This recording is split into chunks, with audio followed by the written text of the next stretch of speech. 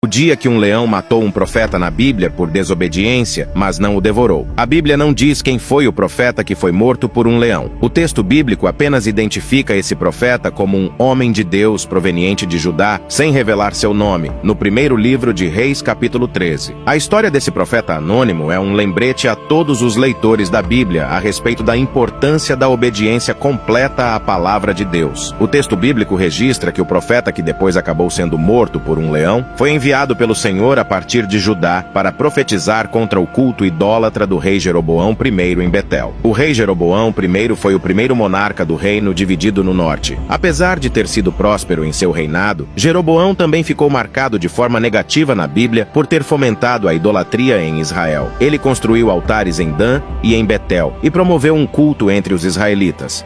Deus havia aprovado a divisão política do reino, mas jamais aprovou a instituição de uma adoração paralela em Israel. Portanto, a divisão religiosa promovida pelo rei Jeroboão I era ilícita, e foi nesse contexto que Deus enviou o profeta de Judá para anunciar o seu juízo contra o rei de Israel. A Bíblia diz que o homem de Deus foi a Betel e profetizou a queda do altar profano do rei, e também anunciou o surgimento do rei Josias, que governou Judá cerca de 300 anos depois. No momento da profecia, o rei de Israel estendeu a mão contra o profeta, mas sua mão secou de modo que ela ficou paralisada. Jeroboão, então, pediu para que o profeta orasse ao Senhor para que sua mão fosse restaurada. O profeta implorou pelo favor do Senhor, e a mão do rei voltou a ser como antes. No entanto, Deus impôs duas ordenanças bem claras que deviam ser observadas pelo profeta no cumprimento de sua missão. Em primeiro lugar, o profeta de Judá não devia comer pão e nem beber água enquanto estivesse em Betel. Em segundo lugar, o profeta não deveria voltar pelo mesmo caminho por onde havia vindo. O rei Jeroboão até convidou o profeta a ir ao palácio para que ele pudesse lhe presentear. Mas o profeta recusou de forma veemente a hospitalidade do rei. A ordem para que o profeta não aceitasse a hospitalidade de ninguém em Betel provavelmente tinha o objetivo de servir como um sinal de reprovação do que acontecia em Israel. Aconteceu que, quando já estava retornando para Judá,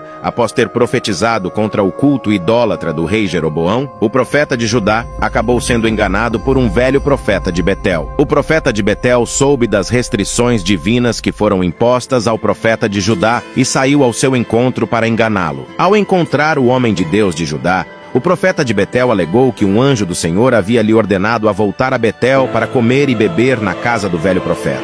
O profeta de Judá acreditou naquela mentira e voltou para comer na casa do profeta idoso. Ao desobedecer a ordem do Senhor, o profeta de Judá recebeu imediatamente a sentença do juízo divino de que ele não voltaria a Judá e nem seria enterrado com seus antepassados. Logo em seguida, o profeta de Judá retornou ao caminho de sua casa junto do seu jumento, mas foi atacado por um leão que o matou. O corpo do profeta de Judá ficou estendido no caminho. Inclusive, milagrosamente, o leão não devorou o profeta e nem o seu jumento. Ao invés disso, o leão ficou parado junto do corpo do profeta de Judá e de seu jumento. Quando o velho profeta de Betel soube do que havia acontecido com o homem de Deus de Judá, ele procurou buscar o seu corpo para enterrá-lo. Obviamente, o velho profeta de Betel entendeu que o fato de o leão não ter devorado o corpo do homem de Deus era um sinal. Assim, ele levou o corpo do profeta de Judá para Betel e o sepultou ali, cumprindo-se o juízo de Deus de que ele não seria enterrado com seus antepassados. No entanto,